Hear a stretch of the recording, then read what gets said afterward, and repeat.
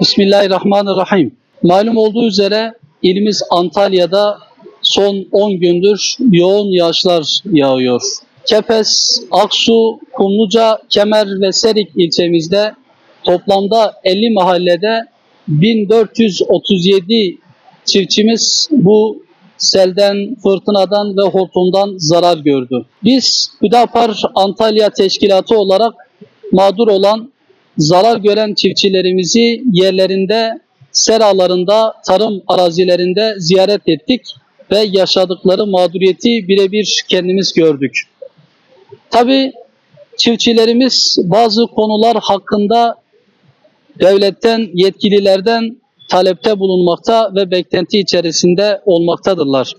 Biz de yaptığımız araştırmalar ve görüşmeler neticesinde şu neticeye vardık.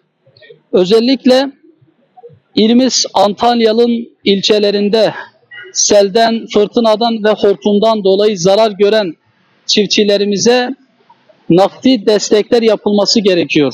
Nasıl ki geçen sene bu vakitlerde Türkiye'nin birçok ilinde zirai don olayı yaşanmıştı ve bu olaydan sonra Tarım ve Orman Bakanlığı ve kimi belediyeler o çiftçilere yardımlarda bulunmuşlardı. Biz de buradan sesleniyoruz hem Antalya Büyükşehir Belediyesi'ne hem de Tarım ve Orman Bakanlığı'na. Antalya ilimizin saymış olduğumuz ilçelerinde zarar gören 1437 çiftçimizin zararlarının karşılanması için yetkililer, belediyeler ve bakanlık üzerine düşeni yapması ve nakdi yardımda bulunması gerekiyor şeklinde çağrımızı dile getiriyoruz. Bu vesileyle de buradan bir kez daha ifade etmek istiyoruz. Biz Hüdapar Teşkilatı olarak bugüne kadar olduğu gibi bundan sonra da çiftçilerimizi, mağdur olan vatandaşlarımızı yalnız bırakmamaya devam edeceğiz.